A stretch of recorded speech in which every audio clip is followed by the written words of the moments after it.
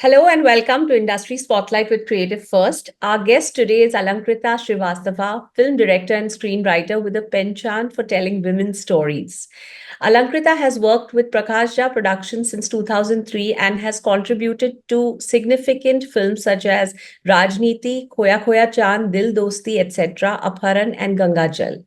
She wrote the script for Lipstick Under My Burqa in 2012 and submitted the draft for the Screenwriters Lab at NFDC. Upon completion, the film had its world premiere in October 2016 at the Tokyo International Film Festival and was also screened at the Mumbai Film Festival, including having its North American premiere at the Miami International Film Festival in March 2017. After the success of Lipstick Under My Burqa, she went on to write and direct Dolly Kitty or Wo Chamakte Sitare, which was produced by Balaji Motion Pictures, which also premiered at the Busan International Film Festival and was released on Netflix. Making her series debut, Alankrita worked on the Amazon Prime Video series Made in Heaven, where she directed and co wrote several episodes for the show's first and second seasons. The show's writing and direction received acclaim. She was also the creator, writer, director, and showrunner of the show Bombay Begums, which was produced by Endemol Shine and Churnin Entertainment and was released on Netflix. Alankrita has also written and directed several episodes of Amazon Prime Video's Modern Love Mumbai, the Mumbai chapter in the Modern Love anthology series produced by Pritish Nandi. Having made her debut as a director in 2011, she has since won accolades such as the Grand Prix at the Cretel International Women's Festival and a nomination for the Filmfare Critics Award for Best Film for Lipstick Under My Burqa. She has studied filmmaking at Jamia Millia Islamia in New Delhi. Alankrita, welcome to this discussion. Hi, I'm happy to be here. Reflecting on your participation in the 2012 Film Bazaar Screenwriters Lab, how did the experience shape your journey as a filmmaker? I think the Screenwriters Lab was a very big, I think, turning point in my career. I had actually already made, written, and directed a short film called Open Doors, and also written and directed a feature film called Turning 30, which had released in 2011. So I already was working in the industry and had assisted on lots of films. I had executive produced a couple of films. But I think I had been very busy working. As soon as I'd finished college, I'd come to Bombay and I'd been very busy working. So I feel I hadn't had the time to think about what is it that I want to say and how do I want to say it. And I think the screenwriting lab uh, really gave me that push to reflect on my own voice and my own work and what I want to say. And I feel like my draft also grew a lot through the lab, and I was mentored by Urmi Juvekar. And it was really beautiful, the Screenwriters Lab. I mean, our first session was actually at the Venice Film Festival. Then we had another session in Goa. Then we had a session at the Film Bazaar. But it was, I think I really felt myself grow as a writer and a filmmaker. But I have to say, it was not just limited to that script. I think it changed the trajectory of how I view my own work. It gave me time to sort of think about it and see how I want to shape it.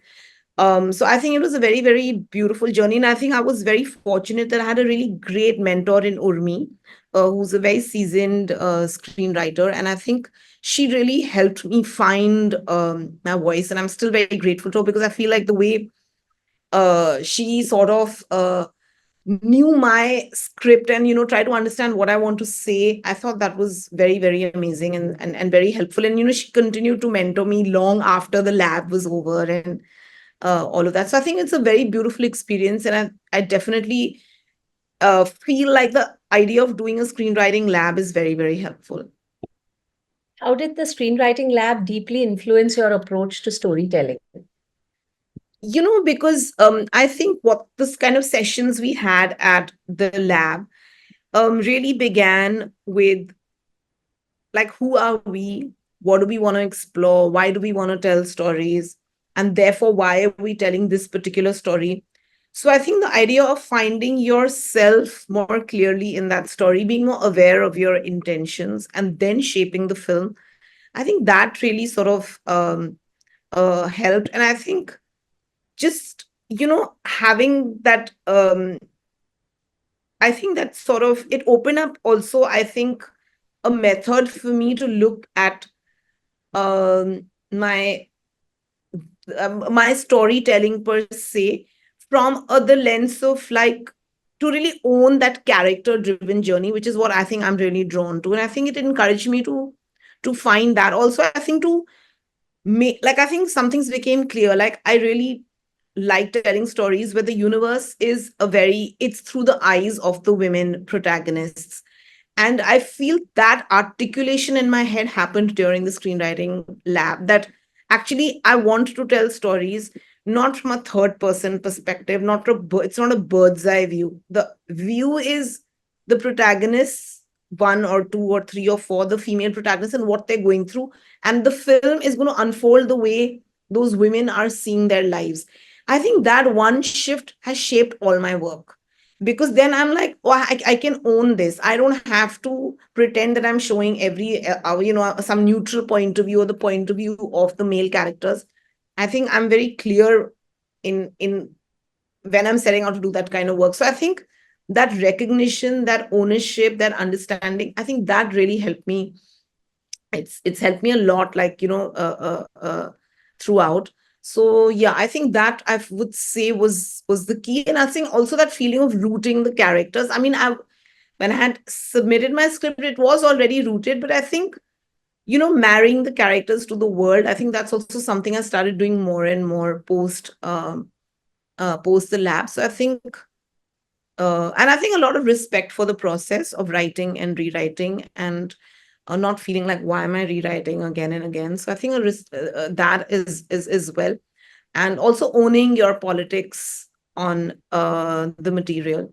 So I think in all these ways, it really helped me grow up, I feel, as a filmmaker. I think till then I was very young. I was also like figuring things out, even though I had made a feature, and it was exactly what I had wanted to make and all of that. But I think I didn't, my first film, I didn't have that insight into what I myself was trying to do.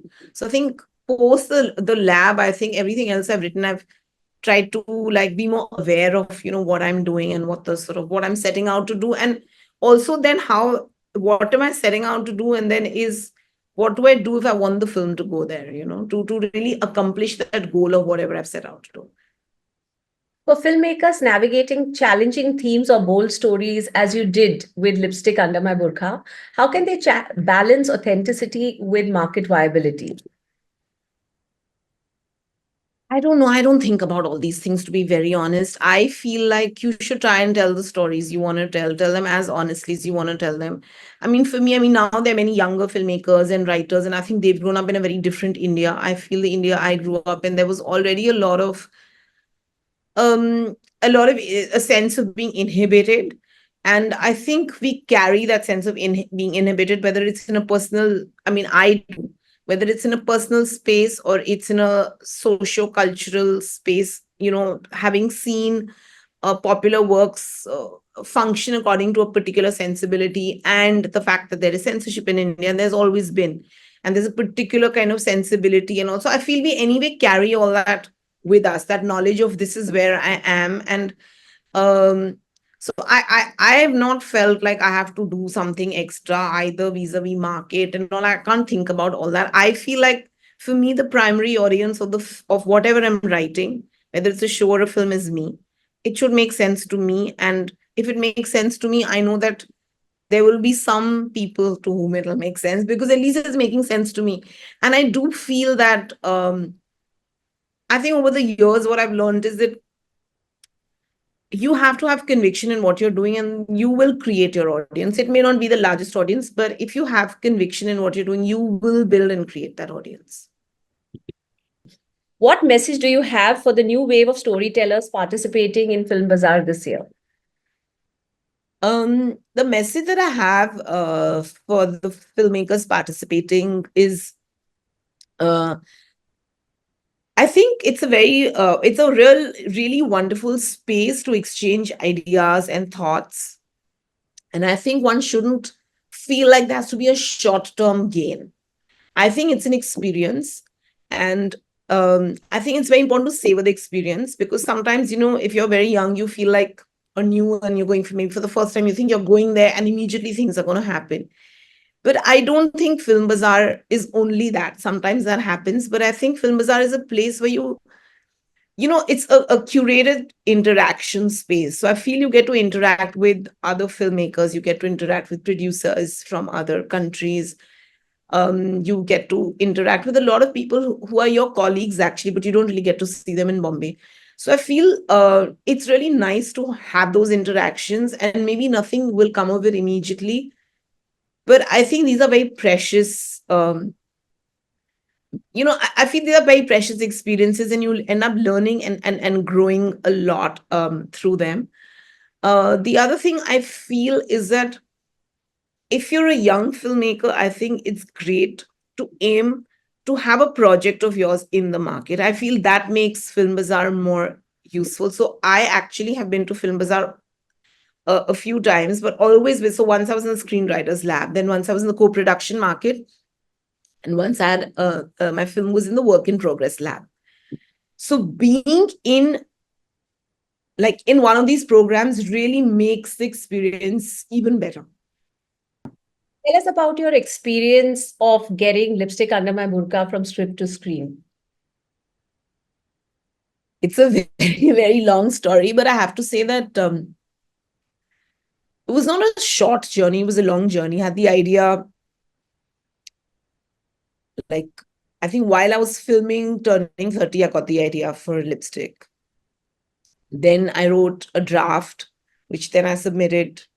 But I wrote the draft later, like in I think 2011 or something. Then 2012, I submitted it for the screenwriters lab and ended up doing that lab. And then I think 2013, I took it to the co-production market. But I already had a domestic producer, like an Indian producer. So then I ended up um, filming it in 2014. And then 2015, after I had finished the edit and all of that, I actually took it to the work in progress lab, which benefited me a lot actually, because I really used the inputs of the lab. I changed the edit of the film in a very dramatic way, actually. So me and my editor, that was also a very, very lovely experience. So we changed the edit at the work in progress lab. And even my producer came to the lab for a thing. And one morning, like we told him, we like my editor and I, we were chatting with him. We just decided we want to just change the edit. So he was cool. He's like, if you guys think it's what you want to do. So anyway, I changed the edit. Then 2016, it had its festival premiere at Tokyo and Mami at the same day. Then it went on to do almost 100 film festivals and screenings around the world, winning many, many awards. And then, of course, I had a really uphill task in trying to release the film. But I think it was, and so it released then finally in 2017. But, fortunately, it did really well. I managed to get like a really good distributor for the film, which is Balaji. And Ekta really championed the film, and it had so it did really well in the theaters and, commercially. So in that sense, it was a long journey, but and then it did very well on Amazon. It was sold to Amazon for its digital thing. So I think it was a very beautiful journey and a long journey. But I think that the only thing I can say is that I think some films just take longer, and I think for young filmmakers, it's important to hold on to that baby. And you do never know. Like even all the films that are doing so well right now, so many of them have taken so long in the incubation sort of period. So I think different films have different, journeys and their ups and downs. And some films you don't know they'll break out. Some films you put in everything, it doesn't, pan out the way you want it to. But I think what you learn, I think, by participating in, labs and like attending the NFDC Film Bazaar and things, is that I think you can really learn from other people's experiences and see what best you can do. It's also very helpful, I feel, if you want to take your film on a festival journey, because I feel a lot of festival programmers, quite a few of them do attend Film Bazaar. So it's a really great place to talk about your film and get it noticed and to get a sales agent on board and things like that. So yeah, I had a very, it's a very, I mean, I've really said like just some basic points, but it was a very long journey and quite complicated. But I think the most beautiful thing is that I feel the film gave a lot of people joy, and I feel like it touched a lot of people's hearts, and I'm very, happy that uh, I made the film, and I'm glad and now in retrospect, of course, I feel like I'm glad it took as long as it, sort of did. Thank you so much, Alankrita, for sharing your journey with us. I'm sure it'll inspire a lot of participants attending Film Bazaar this year. Thank you. Thank you.